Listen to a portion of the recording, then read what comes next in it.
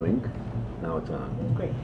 I've been reading from the last chapter of my book about first wave punk in San Francisco and post-punk industrial.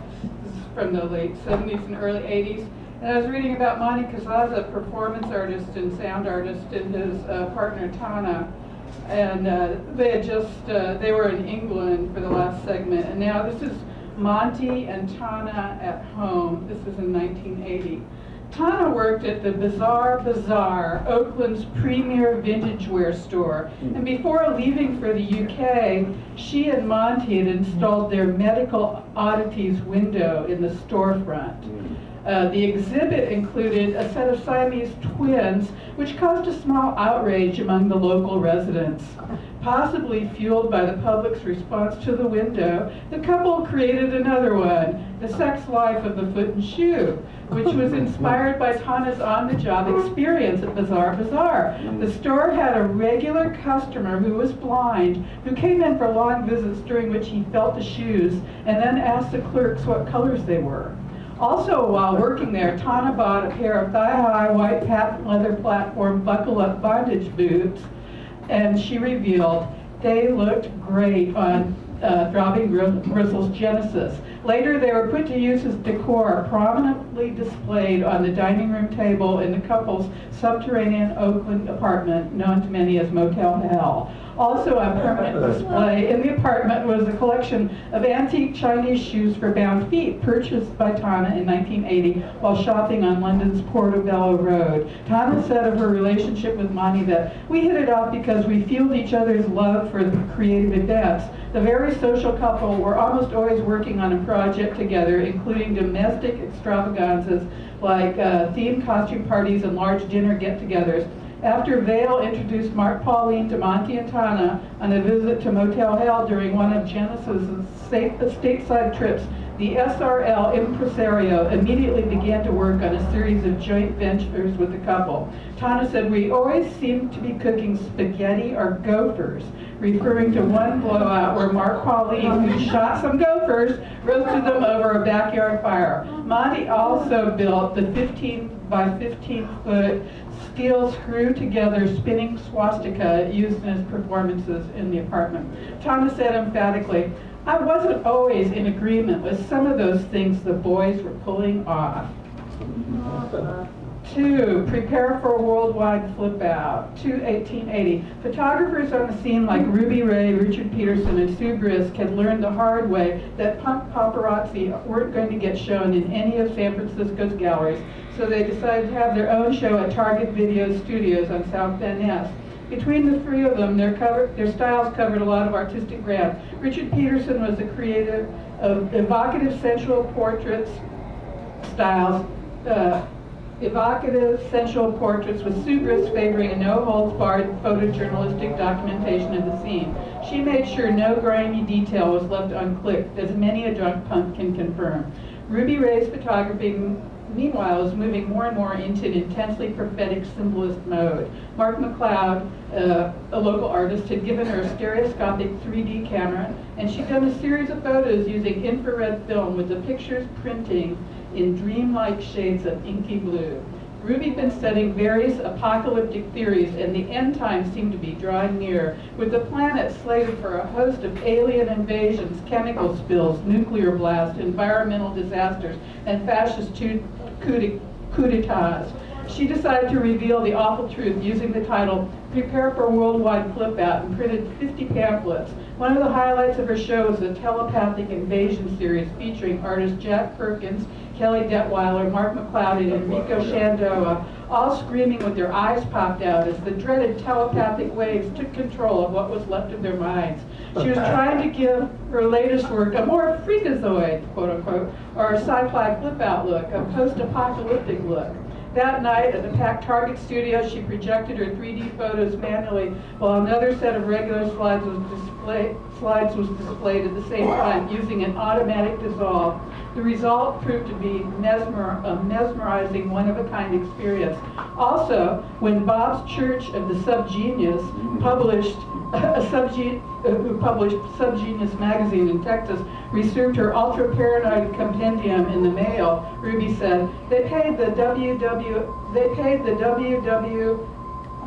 leaflet their highest compliment by keeping it in their bathroom for 6 months and making me a reverend in the Church of the Subgenius. Yes.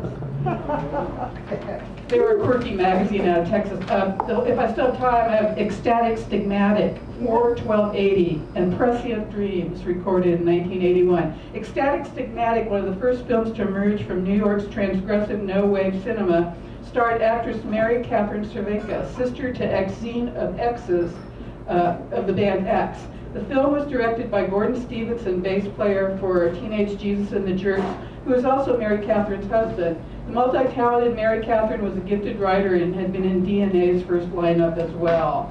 Ecstatic Stigmatic was based on the true story of Little Rose, a stigmatist, that's how you pronounce it, who became the head of a bloodletting cult. The film opens with her in a mental hospital where shots of her assuming the Jesus Christ pose, writhing in ecstasy, talking in tongues, and displaying the stigmata are cut with flashbacks of the woman's life as a child. With a tattoo artist for a mother and an insane preacher for a father, Rose's hard luck saga is given even more of a white trash gothic twist when it turns out that as a child she'd been assaulted by a clown played by DNA's Arno Lindsley. The movie's one-of-a-kind soundtrack was a montage of no-wave music, jazz, and white noise. In April 1980, Gordon and Mary Catherine had been in San Francisco for a week promoting the film before taking off for LA for its premiere in the San Andreas Theater. Monty and Tana had been invited to the opening and were celebrating at Exene and John Doe's Hollywood bungalow. They were about to step into the VW with Mary Catherine and Gordon to go to the theater. Monty said, then we didn't, for an inexplicable reason. We got into a different car as we were staying at Chris Desjardins of the Flesh Eater's place. And they were in a car ahead of us going to the screening. By the time they got to the theater, Mary Catherine was dead, killed by a hit-and-run driver. Nonetheless, X, in a deep, drunken state of grief-stricken shock, doggedly played a show scheduled that night for the whiskey. Later on, Exene read to her friends from her sister's diaries. Tana said, it was a story in Mary Catherine's journal of what was going on, of what happened going from London to LA and to the premiere of Ecstatic Stigmatic, including the actress's premonitions of her own death.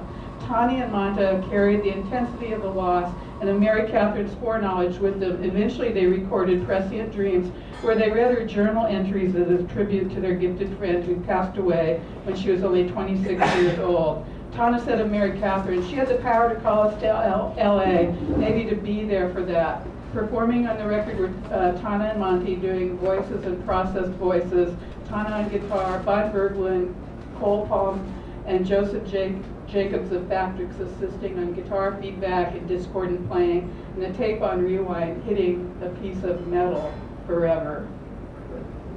Give Mark McClure I started him on the LSD collection. Oh, okay. Mark McCloud here is talking about as a sculptor artist in San Francisco who had a collection of blotter acid with the cartoons and all different types of art on it, and he was busted by the FBI for having this art, which he used to present as an art collection at galleries, but he actually won in court. Yes. At freedom of speech. We won. So, yeah. Well, we had all the acid on those things neutralized. Yeah, it was all, neutralized. So all it was the art. Oh, thanks for explaining that. Yeah. And our next poet is Owen. Owen. Here we go, Owen, here we go. There you go. Yeah. Well, touche to you too. Looks great. Thank you, I'm glad Can everybody hear me? Yes. Your makeup's shining, but you're...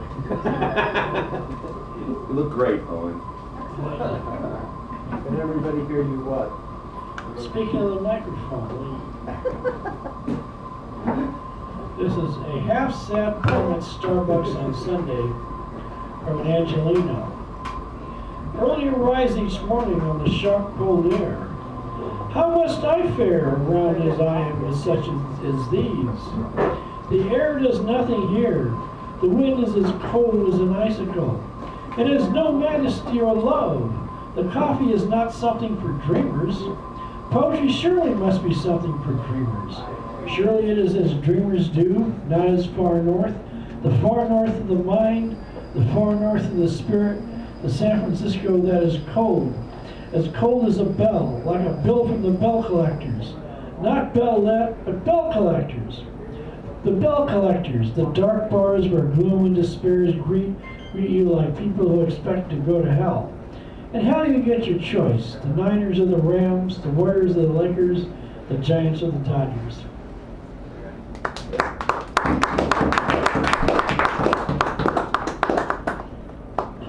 Rock shore. Static of sky, the slate of sky, static of sky, the slate of sky at the beach, the mouth of the sea with the big seabirds, the seagulls, one white and gray, the other all gray. Look at the peaceful sea. All of me as if I were to be filled up all at once with a tremendous chaos. Chaos to answer the elegance of the shoreline.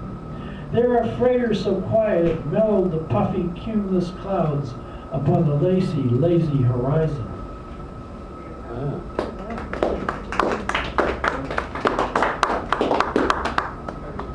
Spartan Sonnet. Dazed in the sunset, Shazes half convinced me that invisible chains exist. Stories of hatred and naked betrayal. I sit in a stupor of amazement and non-amusement. It's as if I am stuck to my chair and someone has said that I should stick like glue to a chair. At the beach, I received an icy sunburn. The Spartan wind, the severe sand, the icy lace of the waves that swoon and roar at the water's throat. The tiny waves give the sand a smooth finish. I turn my head and call out to silence.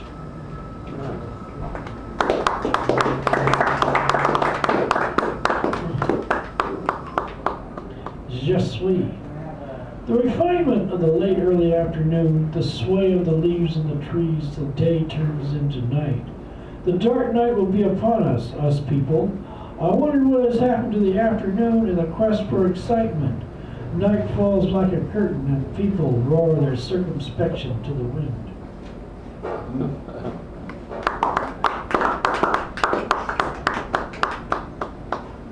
Sonnet. Dry cherries ripen the sky in the fall. Raw emotion on top of it all. Raw emotion sitting on top of the dry sun and sky. I take it into my head to lead myself into bed and wake myself alone to alone, the aloneness within oneself that can only run to expect something I've never expected. Have you ever expected more than sheer joy?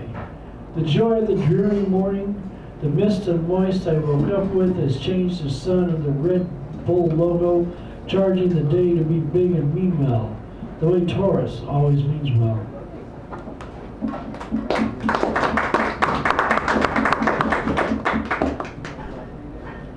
Internal rhymes of an 11-year-old. Monday empties the thin gray to the empty air, the placid dazes. Everything I do amazes, wondering what happened to everyone's good graces. The crazy places that were here long ago have been replaced with the luck of the Irish. Shamrocks on Green Street, the beat goes on. I am counting lines like a Dylan Thomas. The poem must stand on its own 2 feet, or there will be no vision, no prayer, only death, no entrances. Wish there were some heat to beat, as it comes to pass that I wish it were.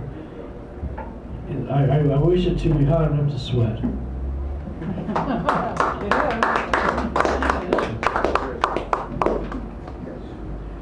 Summer bloom. The reluctant taste of days, dark as the dark clouds of June.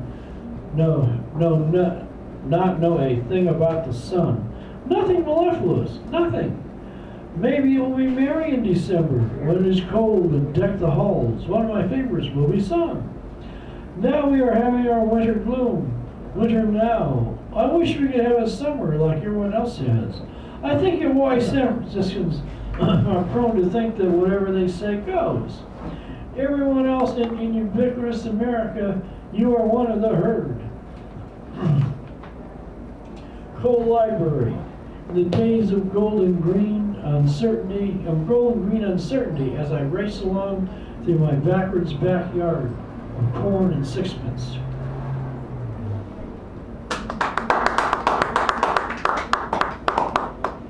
Let's see. Intermission. I drove deep into days of gloom. My mind paces and frances, and knows something about my body. Wandering about the small North Beach library. It falls asleep and tries to reach out to my small mind, stuck somewhere in the tight gray heavens. The gloom is perfect, for there is nothing to age. The windswept trees.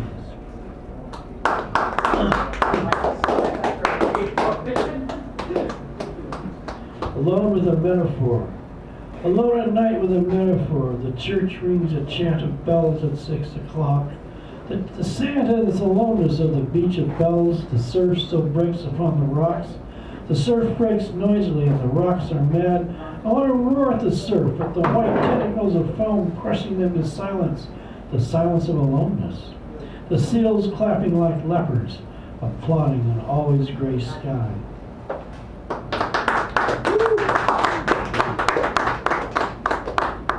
This is Steve's idea to write about your past girlfriends. Steve's idea. There's Steve right there. Steve's idea. Alexandra, Alex and I went together during the summer of love. She was 18 and I was 22. We attended Beans, chamber concerts at my insistence, movies, dining, and picnic at the beach together. She a Cancer, I a Libra, compatible because of cardinal energy. She the practical teenager at bottom, I the moody type. We both lived with our parents, I in La Cañada, she in La Crescenta. Susan had an earthy, bikini-clad, warm-hearted come-on to all, while I could be jealous and withdrawn. However, I was clever and liked to listen to Wagner, while she loved Donovan, kittens, and flowers. I'd be persistent at times and make her forget other guys. But I went back to college and we broke up. By now I imagine she's married and I taught her how to drive.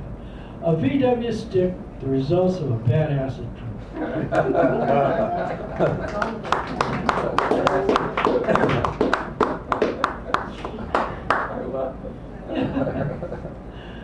Things. The sultry fierceness of the wind in the trees, a strange July filled with fog. People roar their confusion at me.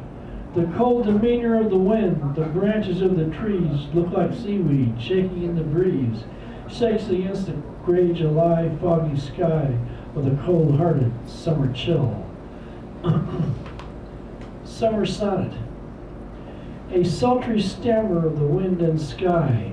The day of atonal atonement, the day filled with regret and anger, the bay of cold, chill bliss, of knowledge, the why of the wheres and whos, the goodbye to the spirit, the sad goodbye, the way I look at you and you acknowledge.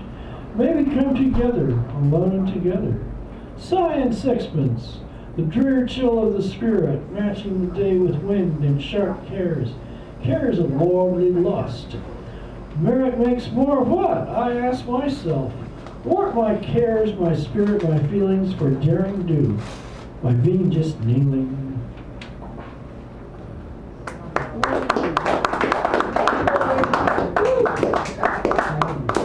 How about the one about the cat? Thank you. Ponder. Do you want Ponder? Okay, I can search in here and give you Ponder. Okay.